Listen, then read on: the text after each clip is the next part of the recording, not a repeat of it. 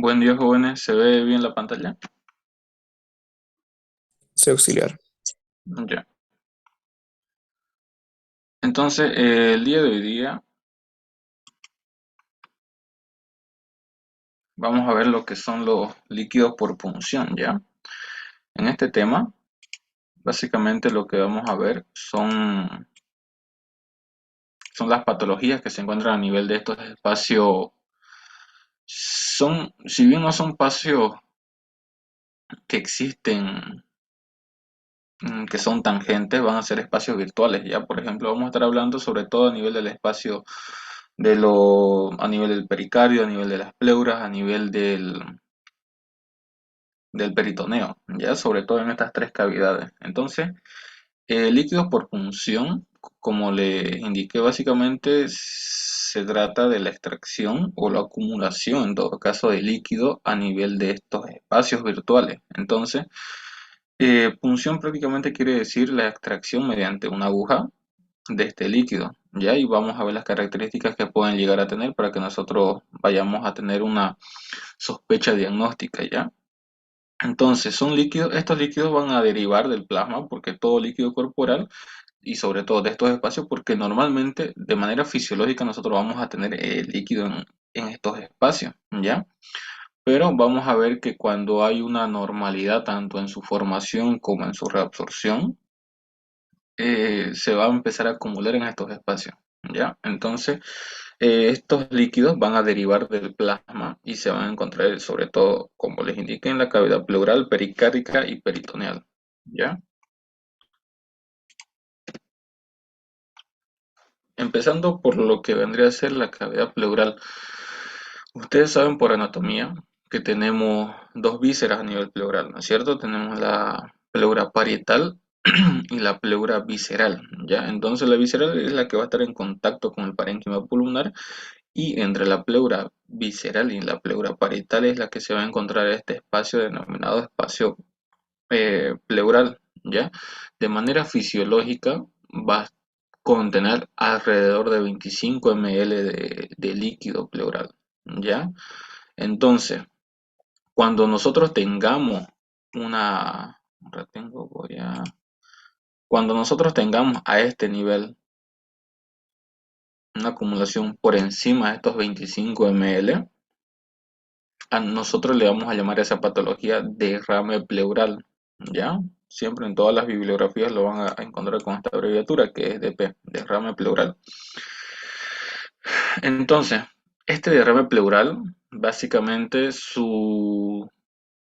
el concepto es que es una acumulación anormal de líquido en la cavidad, en el espacio o cavidad pleural, debido a una anormalidad tanto en su formación como en su reabsorción, ¿ya? Porque tanto en la pleura visceral como en el espacio pleural y la pleura parietal existe lo que es el intercambio de líquido, ¿ya? Por supuesto, para que haya líquido en este espacio pleural tiene que haber este movimiento de líquido. Entonces, nosotros al tener aquí las membranas, aquí vamos a tener la pleura parietal, el espacio pleural, aquí la pleura visceral, ¿ya? Entonces, los capilares que se encuentran rodeando tanto la pleura parietal como la pleura visceral y que se encuentra también a nivel del espacio pleural, me van a dar lo que es la ley de Frank-Starling, ¿no es cierto? Pero esto es a nivel sistémico, también en todos los vasos se da este intercambio de sustancia que es la ley de Frank-Starling, que básicamente me dice que tengo fuerza de empuje y fuerzas de arrastre. Ya, la fuerza de empuje también se conoce como presión hidrostática. Y las fuerzas de reabsorción, podríamos decir, o de arrastre, es la presión oncótica, ¿ya? Entonces tenemos presión hidrostática y la presión coliosmótica o presión oncótica. Ya, la presión hidrostática sabemos que está dada por el agua y la presión coliosmótica sobre todo por las proteínas, ¿ya? Y la proteína que se encuentra en mayor proporción es la albúmina, ¿ya? Entonces eso van a tomar en cuenta porque lo vamos a ver en las patologías, ¿ya? Que es la albúmina. Ahora, cuando hay una alteración de este mecanismo de Frank-Starling, que puede ser, por ejemplo, por un aumento en la presión hidrostática, va a dar lugar a una mayor acumulación a este nivel, porque las presiones se denominan a este nivel presiones hidráulicas, van a ser mayor a nivel de los vasos, a nivel de las pleuras, y esto va a favorecer a que haya una salida de líquido, ¿ya? Y dependiendo de las características que tenga, nosotros vamos a dividir este líquido en exudado y trasudado, ¿ya?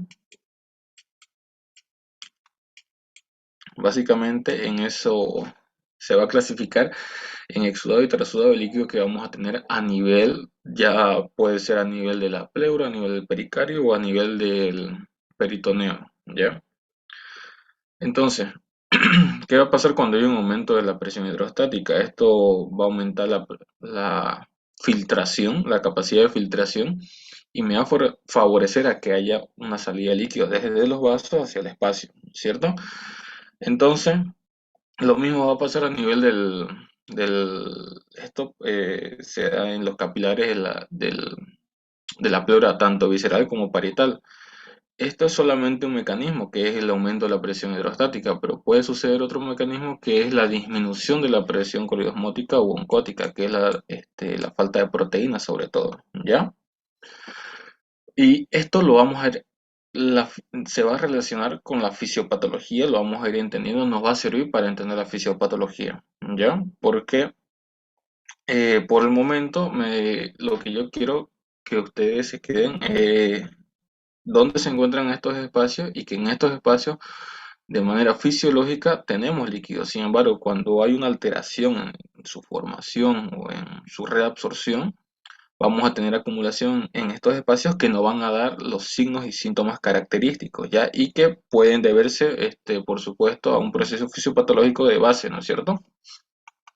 Esto ya no quiere decir que hay una enfermedad de base. Vamos, ya. Y lo mismo, a este nivel tenemos el pericardio, ¿no es cierto? Tenemos el pericardio, que también va a tener su líquido pericárdico, y a nivel peritoneal lo mismo, que vamos a tener un líquido peritoneal y como les indiqué, esta cavidad peritoneal no va a contener ningún órgano y normalmente se encuentra vacío, ¿ya? Con excepción de un líquido que vendría a ser el líquido entre las vísceras, entre las serosas, ¿no es cierto? Que es la capa parietal y visceral, que necesitamos de este líquido para que no haya esta fricción, ¿ya? Para que permita el movimiento. Entonces,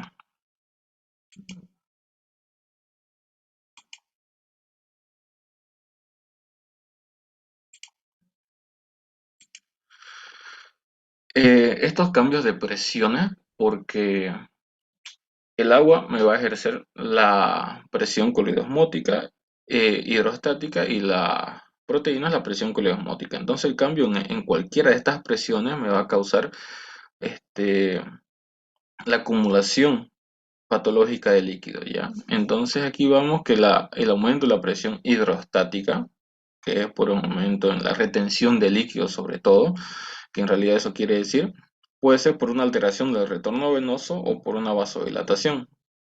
Nosotros vamos a asociar este aumento de presión hidrostática en las patologías en las cuales hay una acumulación de líquido. Por ejemplo, el caso más característico es una insuficiencia cardíaca congestiva, con un corazón ineficaz que no puede bombear sangre. Yo retengo líquido, al retener líquido aumenta las presiones, y aquí el mecanismo fisiopatológico es doble, porque uno me está provocando una retención de líquido, ¿ya? Y dos, porque mi corazón, al ser ineficaz, porque las insuficiencias cardíacas son tanto derecha como izquierda. Yo voy a tener una alteración del ventrículo izquierdo como del ventrículo derecho y también de las aurículas. Entonces, si una insuficiencia cardíaca quiere decir que mi corazón es incapaz de bombear sangre hacia la parte sistémica, o sea, podemos deducir aquí que hay una alteración del ventrículo izquierdo, ¿ya? Pero estas patologías no son aisladas, como les acabo de decir, que puede ser 1 o 2 días, pero con el paso del tiempo también se va a ver afectado el otro lado del corazón. Entonces vamos a tener una insuficiencia cardíaca global.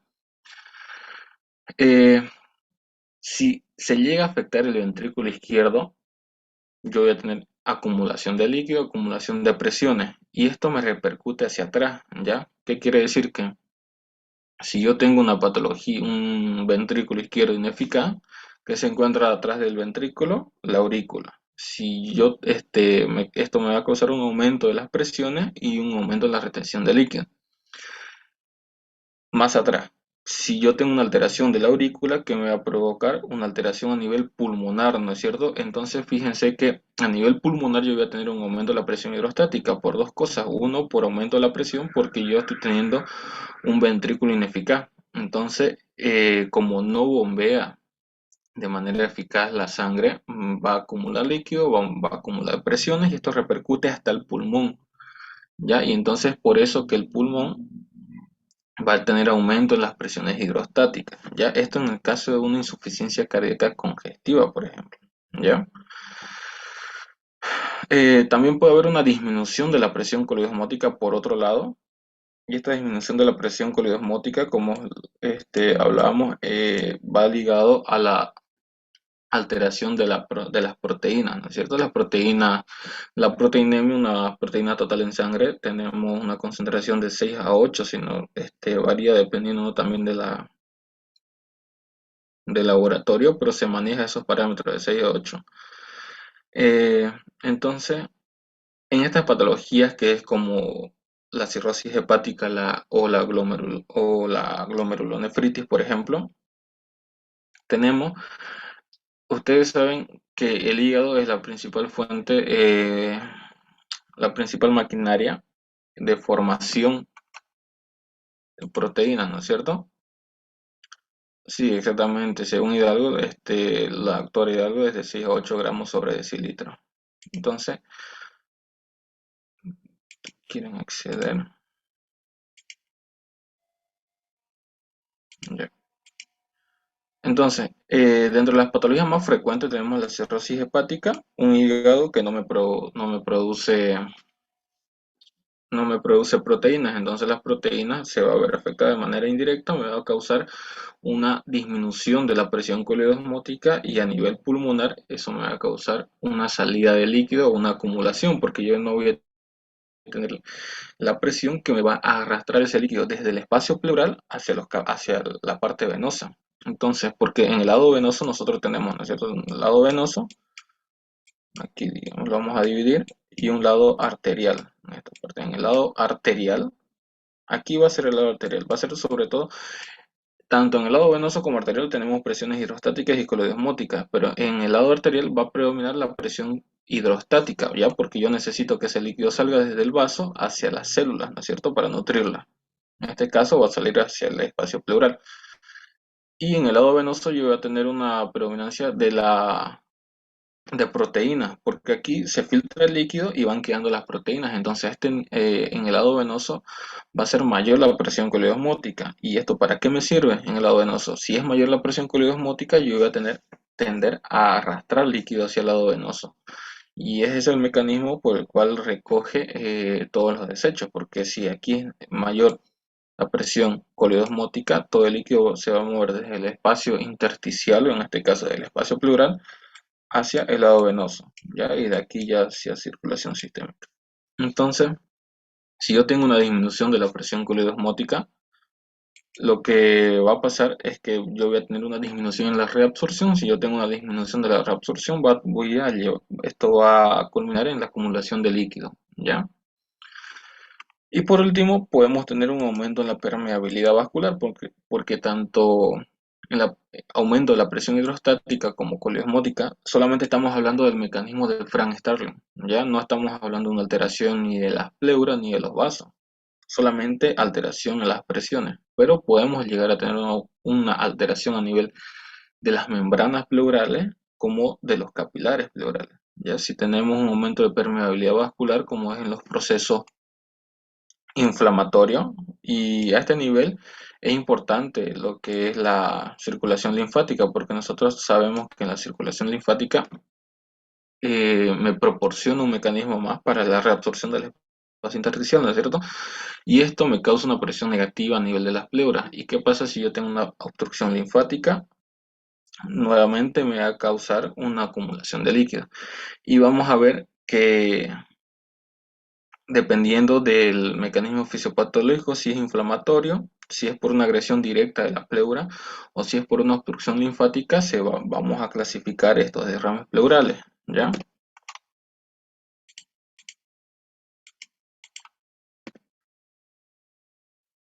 Entonces, clasificamos básicamente en dos los líquidos en estos niveles que lo vamos a clasificar en trasudados y exudados. Los trasudados son líquidos no inflamatorios, importantes, son líquidos no inflamatorios y se deben sobre todo por una alteración sistémica, ¿ya? Por ejemplo, en el caso de una hipoproteinemia debido a una cirrosis hepática. Bueno, que la hipoproteinemia también se puede dar, ¿no? Por un síndrome nefrótico o por un estado de inanición, ¿no es cierto?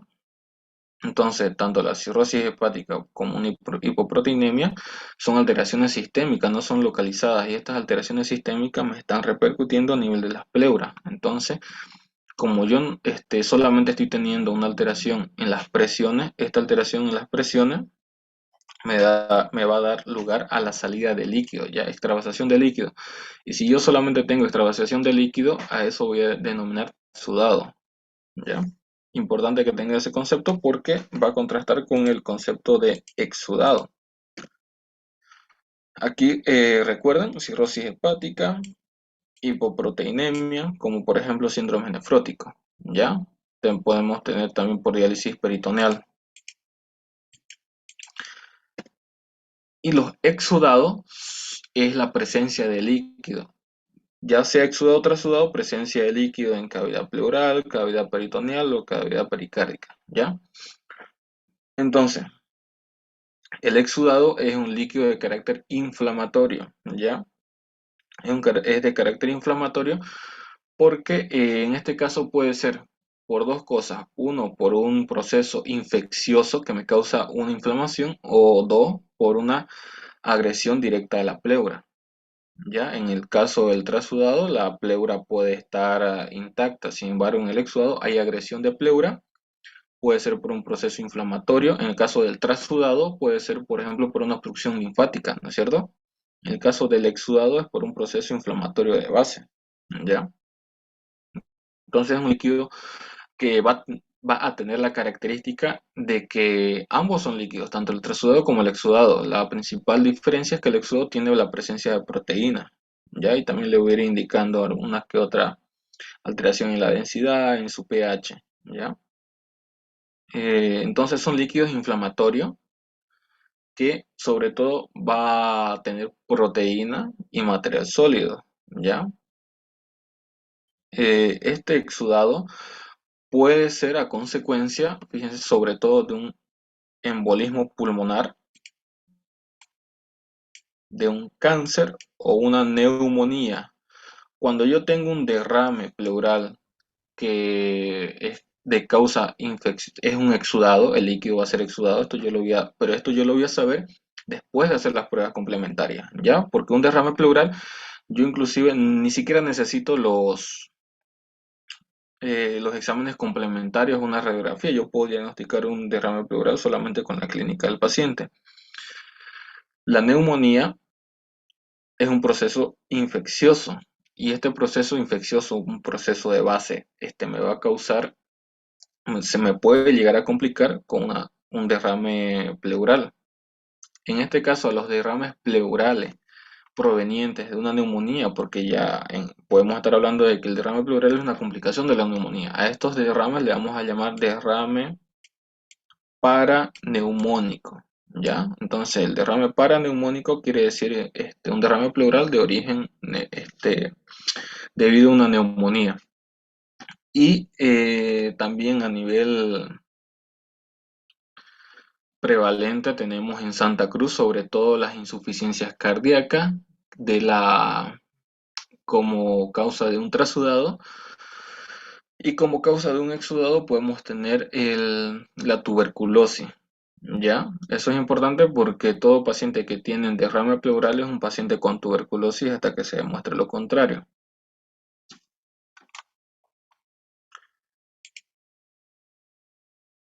Ahora, nosotros, por ejemplo, a nivel del tórax, si tenemos la presencia de líquido, derrame.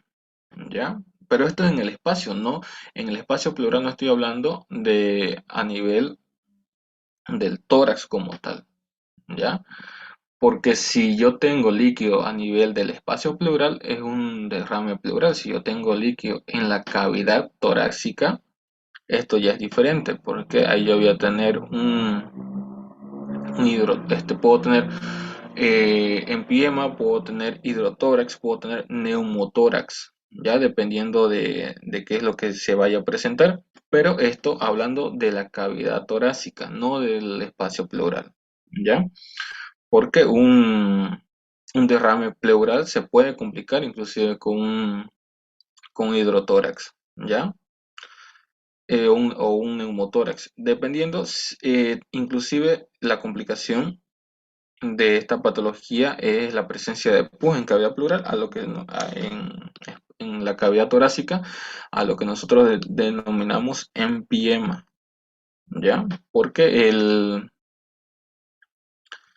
este derrame pleural va a pasar, puede llegar a pasar por tres fases. Una primera fase que es en la que no hay complicaciones, en donde yo necesito diagnosticar y dar tratamiento antibiótico, un tratamiento profiláctico.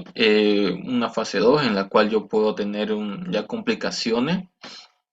Yo necesito realizar ya una toracocentesis porque la manera en la cual nosotros vamos a diagnosticar un derrame, específicamente un derrame pleural, va a ser mediante una toracocentesis que nosotros vamos a tener.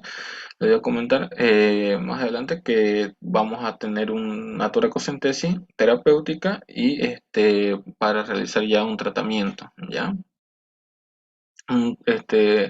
Diagnóstica y preventiva. Diagnóstica y preventiva. Podemos llegar a tener preventiva porque si nosotros nos encontramos en una primera fase de un derrame pleural, nosotros podemos dar antibióticos a ese paciente para que no se complique y no me llegue a producir un empiema, porque empiema ya vendría a ser la tercera fase de un derrame pleural, ya que ya es una complicación gravísima.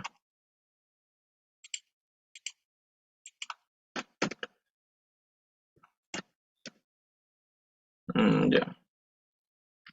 Entonces, se acaba el link y voy a volver a mandar otro, pero creo que no me deja mandar más. Tengo que esperar, creo que 5 minutos o 4, no recuerdo bien. ¿Ya?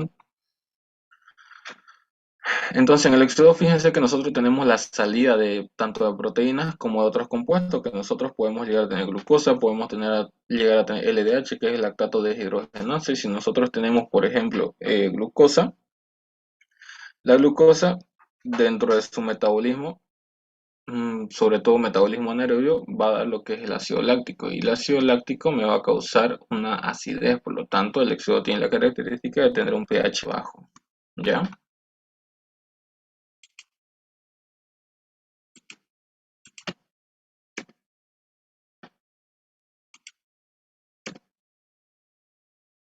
Ya. Otros conceptos a tomar en cuenta es que esta salida de líquido, si se encuentra en el espacio intersticial,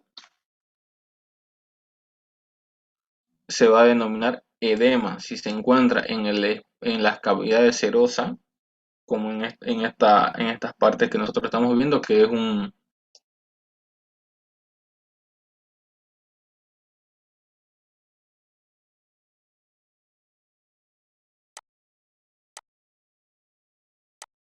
intersticial, ¿ya? Que es a nivel intercelular. Sin embargo, derrame es la presencia de líquido en estas cavidades serosas, ¿ya? En estas cavidades que acabamos de nombrar. Y nosotros, por ejemplo, si llegamos a tener un edema, nosotros cómo diagnosticamos simplemente con la inspección y con la palpación. Por ejemplo, la inspección nosotros vamos a ver que los edemas sobre todo se localizan, que dentro de la fisiopatología pueden ser las mismas. Ya podemos tener una insuficiencia cardíaca, podemos tener derrame pleural y podemos tener edema, ¿ya? Entonces, a simple vista, los edemas sobre todo asientan a nivel de las extremidades inferiores, que por supuesto pueden ser a nivel de las extremidades superiores en los casos de los cánceres, por ejemplo, que puede haber una metástasis y hay una inflamación de los linfáticos a nivel de la axila y estos comprimen los vasos y causan una acumulación de líquido, disminución del retorno venoso y edema en los miembros inferiores, ¿ya?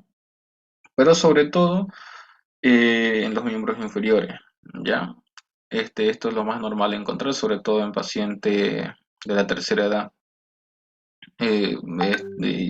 Puede ser por disfunción de las bombas venosas, puede ser por una disminución de las proteínas, ¿ya? O por una insuficiencia cardíaca también. Entonces nosotros a la simple inspección, al ver el paciente, ya sabemos que tiene edema. ¿Cómo sabemos también cómo confirmamos la presencia de edema? Nosotros tenemos esto que se llama signo de fobia. Ya el signo de fobia quiere decir que nosotros vamos con dos dedos, sobre todo a nivel tibial anterior, vamos a presionar, ¿ya? Entonces dejamos aproximadamente por unos 5 segundos y si nosotros al soltar eh, vemos una depresión marcada como en este caso, nosotros vamos a decir que tiene un signo de fobia positivo, ¿ya? ¿Y cuándo va a haber un signo de fobia positivo? En presencia de edema, ¿ya? Edema cuando es localizado, nosotros podemos llegar a tener un edema generalizado en todo el cuerpo y esto ya le damos a denominar anasarca, ¿ya?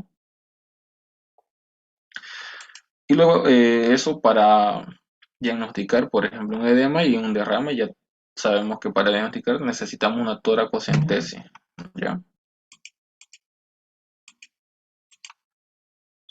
Ahora, nosotros cómo vamos a saber si un líquido es un exudado o un trasudado. Esto dependiendo de los criterios de Ley. Estos criterios de Ley me va a diferenciar entre un líquido que es un trasudado o un exudado, ¿ya? Un líquido de origen inflamatorio y otro que es de no inflamatorio.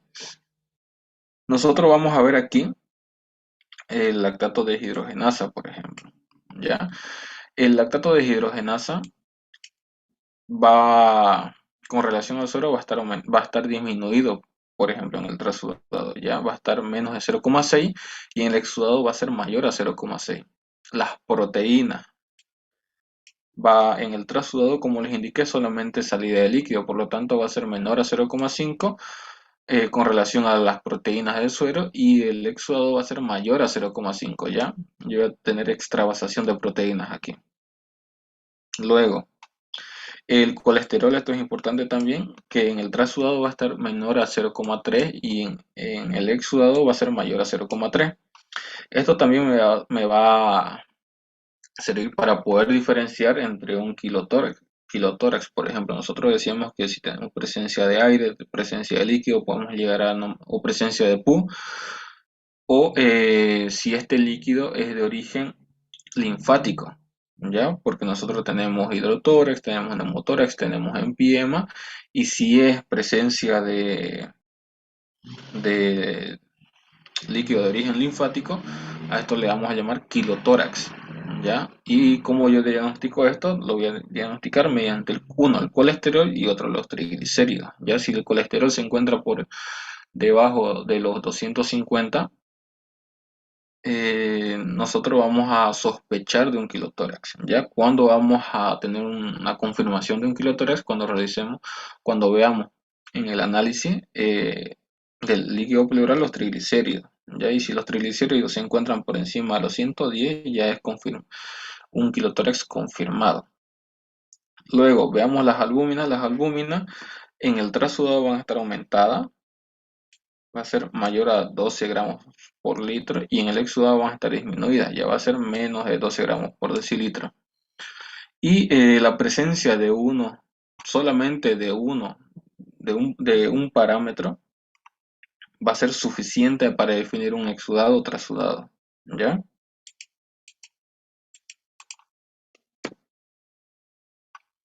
Criterios de la I. Entonces, las proteínas en el líquido pleural en relación a las proteínas del suero va a ser mayor a 0,5. El lactato de deshidrogenasa en el líquido con relación a la del suero va a ser mayor a 0,6.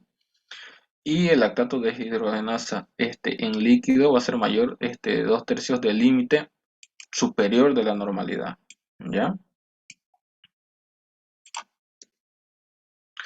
Ahora, nosotros cómo llegamos a realizar todo esto, nosotros mediante una toracocentesis. Ya toracocentesis básicamente viene a ser el ingreso a cavidad pleural. Nosotros ingresamos a cavidad pleural mediante una toracocentesis, que ya esta toracocentesis puede ser inclusive, le podemos sumar una biopsia, ya que esto, tanto la sensibilidad como especificidad me va a subir, ¿no es cierto? Para el diagnóstico es por encima del 60 o 65%. Entonces, ¿cómo se realiza? Básicamente, podemos realizar a nivel lateral o a nivel anterior del tórax. Si es a nivel anterior, se puede utilizar el segundo espacio intercostal, línea medio clavicular, ¿ya? Y lo que tienen que tomar en cuenta en esto es que al puncionar, nosotros tenemos que realizarlo por encima de la costilla, ¿ya? Nosotros tomamos en cuenta el espacio intercostal y por encima de la costilla. ¿Por qué? Porque por debajo de la costilla se encuentra pasando el paquete nervioso intercostal. ¿Ya? Entonces, por eso yo no puedo ni debo de realizar cualquier tipo de punción ni incisión por debajo de la costilla, siempre por encima. ¿Ya?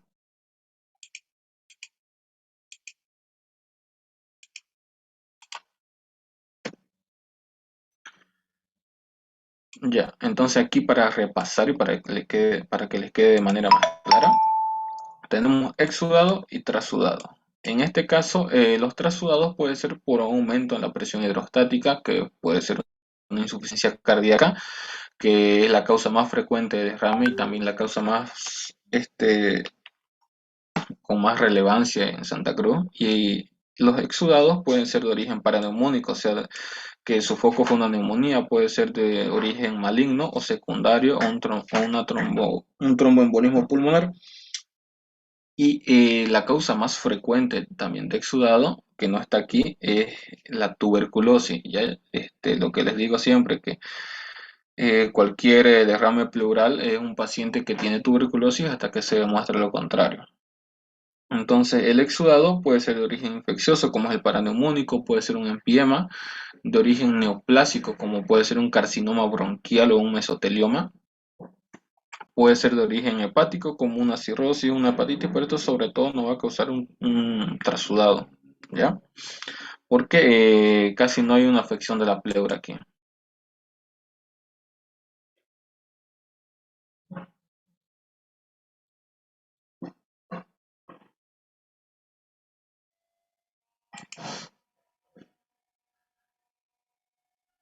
A ver qué dicen. Según anatomía, la primer costilla no tiene paquete. Este, sí, puede ser, pero esto en caso de ser a nivel anterior, porque si es a nivel lateral o posterior, ya se realiza a nivel del cuarto o quinto espacio, sobre todo a nivel del quinto espacio intercostal se realiza, ¿ya? Si es a nivel anterior, sí, se realiza a nivel del segundo espacio intercostal, porque si según la anatomía la primera costilla no tiene este paquete vasculonervioso, a nivel lateral y a nivel posterior sí tienen que tomar en cuenta esto, porque a nivel lateral es a nivel del cuarto espacio intercostal y a nivel posterior también, si no es el cuarto, es el quinto espacio intercostal, ¿ya? Sobre todo creo que se realiza a nivel posterior, he visto en el hospital que esta toracocentesis se realiza a nivel posterior, casi no utilizan el acceso anterior.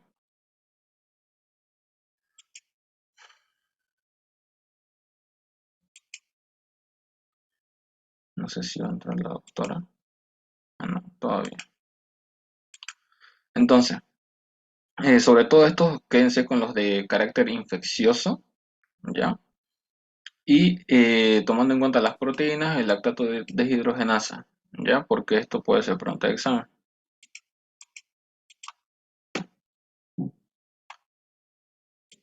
Entonces ya dijimos, derrame pleural, acumulación de líquido, esto ya lo saben. De aquí lo importante es los síntomas, ¿ya? Entonces ya sabemos un poco sobre el mecanismo fisiopatológico. Ahora lo que nos importa, sobre todo como clínico, es las manifestaciones, ¿no es cierto? Entonces necesitamos nosotros, eh, ¿cómo vamos a realizar el diagnóstico? Uno, mediante la clínica. Dos, mediante la radiografía, importantísimo. Y tres, mediante los exámenes complementarios, ¿ya? Veamos primero la clínica. En la clínica vamos a tener, por ejemplo, las principales manifestaciones va a ser tos. La tos va a ser una tos de carácter irritativo, una tos seca. Va a haber dolor antiálgico, nosotros vamos a tener dolor al toser. Eh, Podemos llegar a tener un dolor de tipo pleurítico. ¿Qué más? Sobre todo a nivel de la, de la- de los signos, nosotros vamos a tener que como es la presencia de líquido, este líquido nosotros no va a causar, a nivel pulmonar, nosotros tenemos que entender que como tenemos aire, nosotros vamos a palpar, ya nosotros vamos a realizar estas maniobras, por ejemplo, cuando un golpe así, estos golpes nosotros los vamos a realizar a nivel de la caja torácica, y si es a nivel de los campos pulmonares, nosotros debemos de tener un timpanismo sobre todo, ya porque este timpanismo es debido al aire. Esto lo vamos a tener en los campos pulmonares, excepto a nivel del precordio. ¿Por qué? Porque está el corazón y entonces a esto se denomina matidez cardíaca, ¿ya? Entonces, a nivel pleural, a nivel pulmonar vamos a tener este timpanismo, pero no va a ser así en los pacientes que tienen derrame pleural, porque este líquido dicen que los sonidos vuelan mal y nadan peor. Ya, entonces nosotros tenemos que, cuando vayamos a realizar una inspección física, a la percusión vamos a denotar matidez, ya, que este derrame puede ser unilateral o bilateral, ya. En este caso, fíjense en la radiografía, estamos viendo un derrame unilateral, en realidad bilateral, ya, porque aquí se dibuja, fíjense, ya. Entonces, a nivel de la radiografía, nosotros deberíamos, esto debería de venir hasta aquí, ¿no es cierto? Bueno, eso se lo voy a enseñar en la parte de los signos, ¿ya? Todavía no nos vamos a desviar un poco de la clínica. Entonces, dentro de la clínica va a tener todo, va a tener dolor y disnea. Ya con esos tres puntos ya pueden llegar a sospechar, a tener una sospecha diagnóstica. Ya sabemos cómo es el ato, que es irritante, que seca. Podemos llegar a tener dolor en el pecho de tipo pleurítico, como en la neumonía, por ejemplo, y una dificultad respiratoria. Esta dificultad respiratoria nosotros le preguntamos al paciente, ¿no es cierto? Que si es que no tiene, ¿cuáles son sus síntomas? El paciente va a decir, a mí me cuesta respirar. Y si el paciente dice, me cuesta respirar, es porque ya tenemos una sensación subjetiva. ¿Qué le llamamos a esa sensación subjetiva de falta de aire? Disnea, ¿ya? Entonces tenemos tos, dolor y disnea. La disnea nosotros la podemos llegar a clasificar inclusive según la Asociación del Corazón de Nueva York, así lo pueden buscar por sus siglas en inglés. Tenemos la disnea, lo podemos clasificar según los grados, ¿ya? Según cómo se llega a presentar, según la intensidad. Vamos a tener disnea de grado 1, disnea de grado 2, disnea de grado 3 y disnea de grado 4, ¿ya? La disnea de grado 1, básicamente el paciente se considera una disnea a grandes esfuerzos. La disnea de grado 2 se considera una disnea a moderados esfuerzos. Disnea 3 se considera una disnea a pequeños esfuerzos y disnea 4 es una disnea en estado de reposo, ¿ya? Entonces, en el grado 1 nosotros podemos realizar un ejemplo, es que yo tenga que subir 3 pisos, por ejemplo, y si yo subo las escaleras hasta el tercer piso, por ejemplo, ya del módulo facultativo y empiezo a presentar una sensación subjetiva de falta de aire que es prolongada, yo tengo una disnea de grado 1. Pero si yo solamente me desplazo, por ejemplo, de dirección de carrera hasta las gradas del primer piso y yo tengo esta falta de aire, es una disnea de grado 2, ¿ya? Porque no es un gran esfuerzo como es subir las escaleras, solamente me estoy desplazando y una superficie plana. La disnea de grado 3 va a ser sobre todo en actividades habituales, por ejemplo, al peinarme, al cambiarme, ya al cepillarme los dientes o al hablar, inclusive, o al comer. Si yo tengo una disnea en estos estados, ya yo tengo una disnea de grado 3. Y la disnea de grado 4 es cuando el paciente, estando sentado, ya tiene esta sensación subjetiva. Entonces, esta disnea también se presenta en estos pacientes con derrame pleural porque el mecanismo es evidente, ¿no es cierto? Tengo líquido alrededor del pulmón, esto evita que mi pulmón se distienda del todo, por lo tanto yo no va a entrar la cantidad de aire que tiene que entrar esos 500 ml para producir que de los 500 ml que solamente 350 producen hematosis, ¿no es cierto? Yo no voy a tener esos 350 porque mi pulmón no se está expandiendo, ¿ya? En este caso, por ejemplo, si yo tengo aquí facilito también, ya yo, realicé la clínica. Ahora podemos irnos a los exámenes complementarios más rápido. Los exámenes complementarios, aquí tengo, realizo una toracocentesis. ¿Para qué? Uno, para pedir un análisis microbiológico de ese líquido, ya, para que me hagan todo lo que ya hemos visto, ¿no es cierto? Siembra, cultivo, sin Nielsen, todo para ver si es que no es de origen infeccioso, si es que no hay una patología infecciosa de base. Y otro para el examen citoquímico. El examen citoquímico para nosotros saber si es que se trata de un exudado o de un trasudado. Si vemos que es un trasudado, solamente presencia de líquido, yo lo que yo puedo dar es un diurético. Y ya está.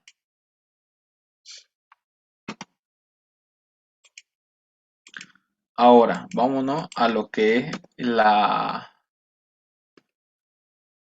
Fíjense que así es como no tengo video, pero así es como se realiza una toracocentesis, se funciona a nivel, fíjense que sobre todo a nivel posterior, ¿ya? Se extrae este líquido. Este líquido, el líquido del pleural, es sobre todo así, es amarillento, ¿ya? Entonces aquí quedamos. Otro vendría a ser, ya hablamos de la parte de los exámenes laboratoriales, hablamos de la clínica, que es importante, y además de la radiografía, los exámenes radiográficos, normalmente debería de verse todo este contorno hasta aquí abajo, ya así como una punta de lápiz, así debería terminar, todo esto debería de verse negro, ya negro por la presencia o sea, si nosotros utilizamos terminología médica sería radiolúcido, ¿ya? Ahora, en este caso, fíjense que yo no tengo esa terminación en punta de lápiz. Aquí lo importante es que todo esto es el campo pulmonar, a esto le vamos a llamar seno costoforénico porque aquí se encuentra el diafragma y aquí se encuentra la parrilla costal. Entonces esta parte de aquí, vamos a hacer con otro color. Esta parte de aquí se denomina seno costofrénico, ¿ya? Y la que está cerca del corazón, por supuesto, se va a llamar seno cardiofrénico, ¿ya? Entonces tenemos el cardiofrénico y tenemos el costofrénico. Esto es importante, estos dos espacios, porque si yo no los veo directamente, veo un borramiento de senos costofrénicos, costodiafragmáticos, presencia de líquido. Ya esta presencia de líquido puede ser por un derrame pleural o puede ser por un hidrotórax, ¿ya? Si es un hidrotórax, que es presencia de líquido, yo voy a tener un nivel hidroaéreo. Voy a ver una línea plana. Ya eso me puede servir para diferenciarlo, por ejemplo. Porque inclusive dependiendo de la posición del paciente, porque si el paciente se encuentra en bipedestación, el líquido por gravedad se va a encontrar en toda esta parte de abajo. Y si se encuentra abajo, va a generar este nivel que se conoce como un nivel hidro, presencia de agua, aéreo, porque por encima va a presentar aire. No es así el caso de los pacientes que presentan derrame pleural, porque el derrame pleural, como se encuentra distribuido en el espacio pleural, me va a formar esto que es característico, es un signo patognomónico de un derrame pleural que se conoce como línea parabólica de Damoiseo, ¿ya? O de Damaso, le dice el doctor. Entonces, esta curva parabólica esto que se dibuja aquí es característico de derrame pleural, que como les digo, en este caso yo estoy viendo que es un derrame pleural bilateral, ya porque yo tengo esta curva y tengo el borramiento de los senos costofrénicos y costodiafragmáticos de ambos campos pulmonares. Esto me indica que es la presencia de líquido y por esto es un derrame pleural, ¿ya? Por esto aquí es un derrame pleural. Si es un derrame pleural, ¿qué puedo dar? Yo, por ejemplo, puedo dar un diurético directamente, porque si es un hidrotórax, o sí o sí, o es un empiema, yo tengo que realizar una toracocentesis, ¿ya? Una extracción de líquido de este espacio, de la cavidad torácica, sí o sí, porque si yo le administro eh, un diurético para eliminar líquido, no me va a funcionar, ¿ya? Va a seguir acumulándose líquido. Otro, hay dos signos a nivel posterior que nosotros podemos llegar a, se le dice triángulo, ya a este nivel, este no va a ser triángulo de Groco, a este nivel, triángulo de Groco, y por encima vamos a tener otro que es de, si no me equivoco, es de el triángulo de,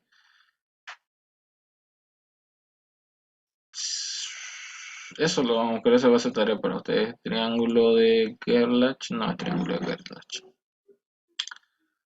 Bueno, de todas maneras, en este caso, este triángulo de Groco eh, va a presentar tres características. Uno, que a la percusión, nosotros cuando vamos a percutir sobre el tórax, vamos a encontrar matidez por la presencia de líquido, ¿no es cierto? Entonces vamos a encontrar, uno, matidez. Dos, nosotros vamos a medir también las vibraciones. A nivel de los campos pulmonares podemos medir las vibraciones. Nosotros colocamos eh, nuestra mano en la parte posterior o anterior del tórax y le pedimos al paciente que hable, y cuando habla vamos a sentir esa vibración en la mano. En los casos del derrame pleural va a haber una ausencia de estas vibraciones. ¿Qué más vamos a tener cuando ocultemos nosotros a este nivel? Vamos a tener una disminución o ausencia del murmullo vesicular. ¿Qué es murmullo vesicular? Nosotros habíamos dicho que es el ruido normal que hace el pulmón, ¿ya? Entonces vamos a tener estas tres cosas, que es a nivel del triángulo de, de, de Groco, básicamente nos está indicando que es a nivel homolateral, ¿ya? No es a nivel de la lesión, porque este, vamos a tener la matidez pleural, vamos a tener la disminución de las vibraciones y la ausencia del murmullo vesicular, ¿ya? Venga, me despejo la duda también en eso y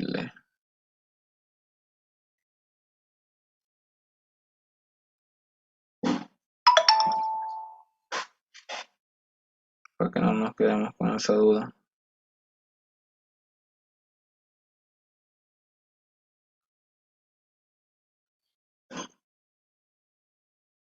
Sí, tenemos el triángulo de Groco y el de Garland. Ya, en el triángulo de Garland que se encuentra por encima es a nivel ipsilateral. ¿Qué significa ipsilateral? Es a nivel del lado del pulmón afectado. ¿Ya?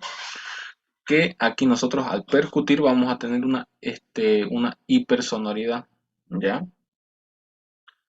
Y por encima nosotros vamos a tener una egofonía inclusive. ¿Ya? Podemos llegar a tener ahí un signo que es que hay una compensación, como yo no voy a escuchar a este nivel la percusión y tampoco las vibraciones. A este nivel la percusión o la sonoridad se va a encontrar aumentada, pero esto por encima de la lesión, ¿ya?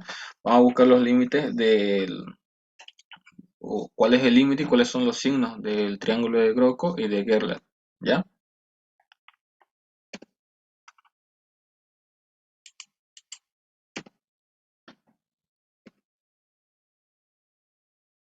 Ya, entonces esto dice, ya tenemos tiempo.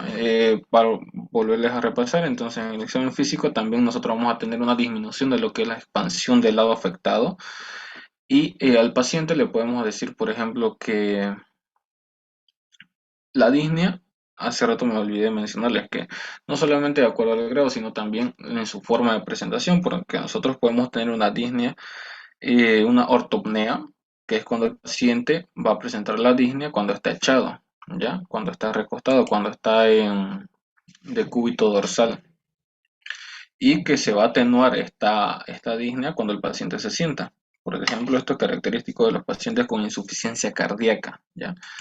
Luego tenemos una platimnia, que es cuando el paciente va a tener una disnea en decúbito lateral. Y por último, podemos llegar a tener una trepopnea, ¿ya? Que la trepopnea es característica en pacientes con derrame pleural, porque la trepopnea va a ser cuando el paciente va a estar en decúbito lateral. Si es unilateral el derrame, si es al lado izquierdo, mi paciente se va a echar hacia el lado izquierdo y esto le va a causar, si es que se echa al lado derecho, esto le va a causar por la compresión del líquido, le va a causar una disnea, entonces esto es una trepopnea. Pero si cambia de lado donde no se encuentra afectado, el pulmón sano va a quedar por encima del afectado, ¿ya? Y esto va a atenuar lo que es la disnea. Entonces, según su presentación, que puede ser una trepopnea, puede ser una platimnia, que en la platimnia sobre todo va a ser en los pacientes que están de pie y que se va a atenuar cuando se va a encontrar el decúbito dorsal, ¿ya?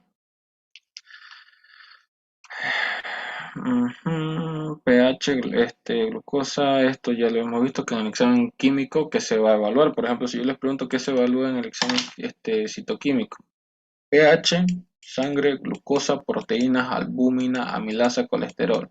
¿Ya? Eso me van a poner. Esta reacción de Rivalta es una reacción para la precipitación de proteínas. Fíjense que el pH del líquido pleural, el valor normal es de 7,64 y un pH menos de 7,2 es indicador de derrame paraneumónico. Puede ser una tuberculosis también. Y un pH menos de 7, un pH ácido, va a indicar, sobre todo, indica un drenaje con tubo de toracotomía, ¿ya? Luego aquí también los valores de glucosa que menos de 60 sugieren consumo de metabolismo por parte de bacterias, ¿no es cierto? Porque es su principal metabolismo, fuente de energía. Mm, reacción de Rivalta, esto también ya lo hemos visto, análisis químico, la diferencia entre exudado y trasudado, que la concentración de leucocitos si es trasudado, que cuando sabemos que es de origen no infeccioso, no inflamatorio, el trasudado, pues la concentración de leucocitos va a ser menor a 1000, ¿ya? Y en caso de un exudado en el cual hay una pleura agredida, que puede haber un proceso infeccioso de base, la concentración de leucocitos va a ser mayor a 1000, ¿ya? En el caso de los derrames paraneumónicos, que es una complicación de una neumonía, es mayor a 1000. Aquí ya estamos hablando de una leucocitosis, ¿ya? Esto en cuanto al análisis citológico y bacteriológico, que son los exámenes que se pide cuando nosotros realizamos una toracocentesis, ¿ya? Ya, ahora comencemos con los casos clínicos. Mujer de 48 años de edad con hipertensión arterial se presenta a la consulta con un cuadro clínico de aproximadamente 2 semanas de evolución caracterizado por tos con expectoración, disnea grado 2, fiebre y ostealgia. A los 3 días de internación se exacerba con disnea grado 3 y trepopnea. Se solicita radiografía de tórax con borramiento de senos costrodiafragmáticos y desviación del mediastino. Se solicita cultivo de esputo. En este caso, ¿qué se llama esta curva que, que presenta el paciente? Cualquiera active su audio.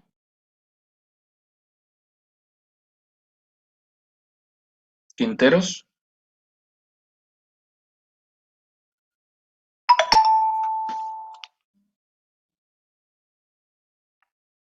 Quintero se durmió. Presente. ¿Cómo se llama Conteste, pues. esta? ¿Cómo se llama la curva o este signo que presenta la radiografía de pulmonar en este caso? Acumulación de líquido.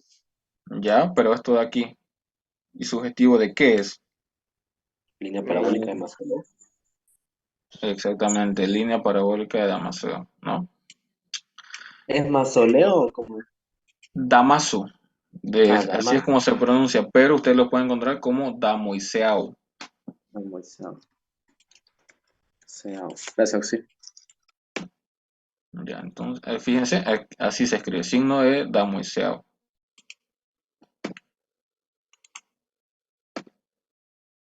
Entonces, en este caso, nosotros vamos a realizar una auscultación pulmonar, podemos encontrar una disminución o ausencia del murmullo vesicular por la presencia de líquido, una matidez a la percusión torácica e inclusive fiebre, ¿ya? Eso es. ¿Y cuál sería su diagnóstico presuntivo en base a la clínica y en base a los signos y síntomas del paciente?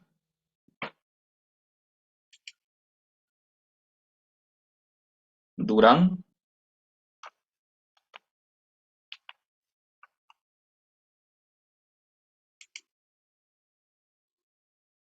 José María,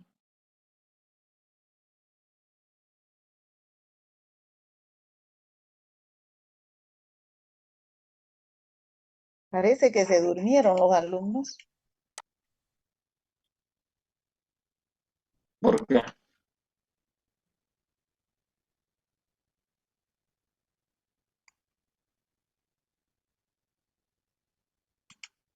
A ver, Domínguez Versati Jaime.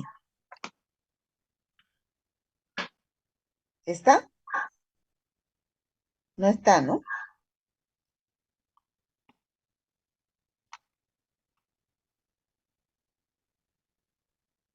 Acevedo Mamani. Tampoco está. Adorno Antonio. No está. Aguilera Melgar. Presente, doctora. Ya, conteste. Responda a la segunda pregunta, ¿cuál es la complicación del cuadro clínico? Porque en este caso, el diagnóstico presuntivo es una neumonía adquirida en la comunidad. ¿Cuál es la complicación de esta neumonía?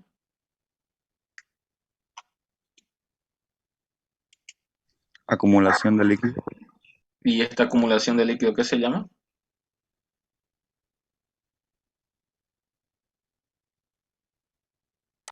Derrame.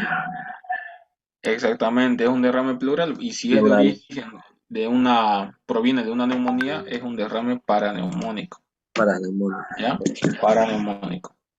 Entonces, las pruebas de laboratorio que se solicitaría para llegar al diagnóstico es un análisis citoquímico y bacteriológico del líquido pleural, en este caso en el contexto, ¿ya? Y la técnica mediante la cual se toma la muestra es una toracocentesis. Eso lo acabamos de decir, ¿ya? Entonces,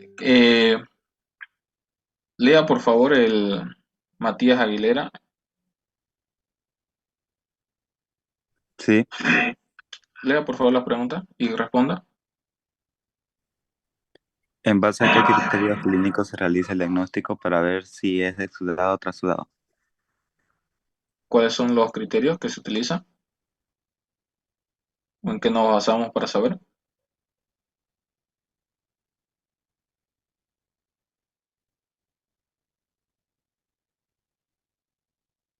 No recuerdo.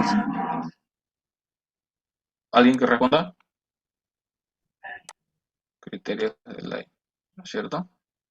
Y las causas más comunes de derrame pleural de carácter de trasudado es insuficiencia cardíaca congestiva, cirrosis hepática, síndrome nefrótico, ¿ya? Y en caso de esto porque estamos perdiendo proteínas, ¿no es cierto? Y de un derrame pleural de carácter que es líquido, es un exudado, es por un proceso infeccioso, inflamatorio o inclusive neoplásico, ¿ya? Ahora, en este caso clínico, de esta manera se va a estar informando, por ejemplo, el pH menos de 7,2, también lo acabamos de ver. La proteína es de 4,2 gramos sobre decilitro, la reacción de Ribalta va a ser positiva y precipitación de proteína, la albúmina es de 2,5 gramos sobre decilitro, la glucosa 40 miligramos sobre decilitro, en ambos casos está disminuido con relación al plasma y el lactato de deshidrogenasa se encuentra aumentado, fíjense que es de 500 unidades internacionales por litro. al análisis citológico se presentó unos leucocitos de 10.000 por milímetro cúbico, 70% polimorfo nuclear, 30% mononuclear, ¿ya? Y el análisis bacteriológico encontró cocos gram positivo y la bacteria aislada, que es el 80% productor de neumonía adquirida en la comunidad, es el Streptococcus pneumoniae.